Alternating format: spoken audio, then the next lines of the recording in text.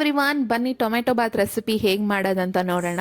So ಮೊದಲಿಗೆ mixie ಜಾರ್ಗೆ 2 table spoon ಕೊತ್ತಂಬರಿ ಬೀಜ, 2 ಟೇಬಲ್ ಸ್ಪೂನ್ ಸೋಂಪು, 1 ಟೇಬಲ್ ಸ್ಪೂನ್ ಅಷ್ಟು ಗಸಗಸೆ, ಅದಾದಮೇಲೆ 5 ಗುಂಟೂರು ಮೆಣಸಿನ್ಕಾಯಿ.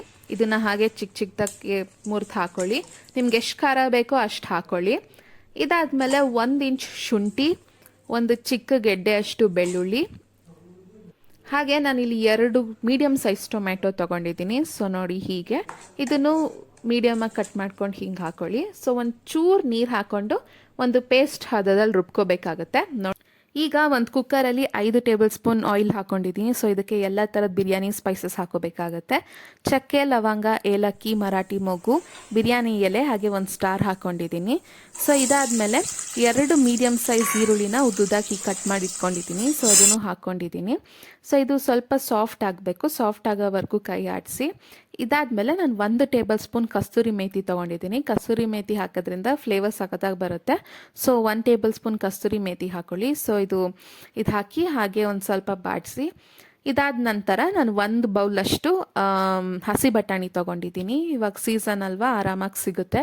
ಸೊ ಹಸಿ ಬಟಾಣಿ 1 ಬೌಲ್ ಹಾಕಿ ಚೆನ್ನಾಗಿ 2 ಮಿಕ್ಸ್ ಆಗಿ ಸಾಫ್ಟ್ ಆಗೋವರೆಗೂ, ಬೇಯೋವರೆಗೂ ಕೈಯಲ್ಲಿ ಆಡಿಸ್ಕೊಳ್ಳಿ. ಇದಾದ್ಮೇಲೆ ನಾನೇನು ಪೇಸ್ಟ್ ಮಾಡ್ಕೊಂಡಿರ್ತೀನಲ್ವ, ಸೊ ಆ ಪೇಸ್ಟ್ನ ಹಾಕೋಬೇಕಾಗತ್ತೆ.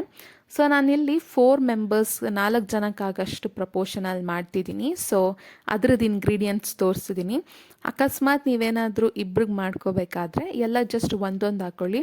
1 ಈರುಳ್ಳಿ, 1 ಟೊಮ್ಯಾಟೊ, ಹಾಗೆ ರುಬ್ಬಬೇಕಾದ್ರೆ ಎಲ್ಲ ಇಂಗ್ರೀಡಿಯೆಂಟ್ಸ್ 1 ಸ್ಪೂನ್ ಹಾಕ್ಕೊಳ್ಳಿ. ಸಪೋಸ್ ಇಬ್ರಿಗೆ ಮಾಡಬೇಕಾದ್ರೆ, ಇಬ್ರಿಗಿಂತ ಜಾಸ್ತಿ ಮಾಡಬೇಕಾದ್ರೆ ಈ ಪ್ರಪೋರ್ಷನಲ್ಲಿ ನೀವು ಮಾಡ್ಕೋಬೋದು.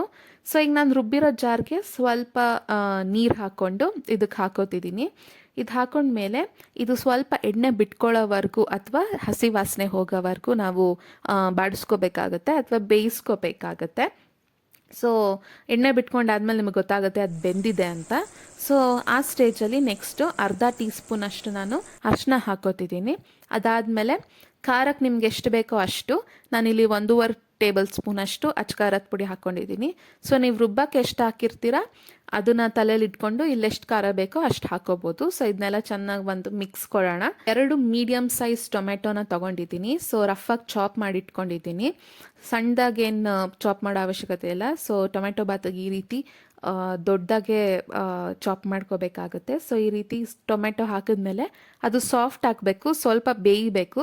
ಸೊ ಈ ಟೊಮೆಟೊ ಎಲ್ಲ ಸಾಫ್ಟಾಗಿ ಬೆಂದಾದಮೇಲೆ ನಾನಿಲ್ಲಿ ಒಂದು ಅರ್ಧ ಹಿಡಿಯಷ್ಟು ಕೊತ್ತಂಬರಿ ಸೊಪ್ಪನ್ನ ಕಟ್ ಮಾಡಿ ಇಟ್ಕೊಂಡಿದ್ದೀನಿ, ಅದನ್ನು ಹಾಕೋತಿದ್ದೀನಿ. ಆ್ಯಂಡ್ ಆಲ್ಸೋ ನಿಮ್ಮ ಹತ್ರ ಪುದೀನ ಇದ್ದರೆ ಪುದೀನೂ ಸ್ವಲ್ಪ 3 ಟೇಬಲ್ ಸ್ಪೂನ್ ಹಾಕೋಬೋದು. ಫ್ಲೇವರ್ ತುಂಬ ಚೆನ್ನಾಗಿರುತ್ತೆ. ನನ್ನ ಹತ್ರ ಪುದೀನ ಇರಲಿಲ್ಲ, ಸೊ ಜಸ್ಟ್ ಕೊತ್ತಂಬರಿ ಸೊಪ್ಪು ಹಾಕ್ಕೊಂಡಿದ್ದೀನಿ.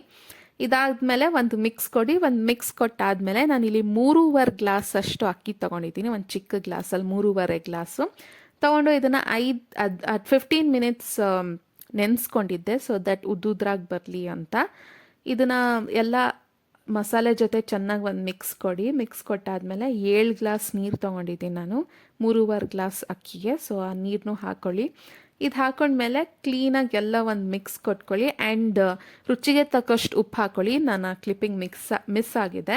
ಸೊ ನಿಮ್ಗೆ ಎಷ್ಟು ರುಚಿಗೆ ಉಪ್ಪು ಬೇಕೋ ಅಷ್ಟು ಹಾಕ್ಕೊಳ್ಳಿ. ಆ್ಯಂಡ್ ಆಲ್ಸೋ ಈ ಸ್ಟೇಜಲ್ಲೇ ನಿಮ್ಗೆ ಏನಾದರೂ ಕಡಿಮೆ ಉಪ್ಪು ಅನಿಸಿದ್ರೆ ಟೇಸ್ಟ್ ಮಾಡಿ ನೋಡಿ.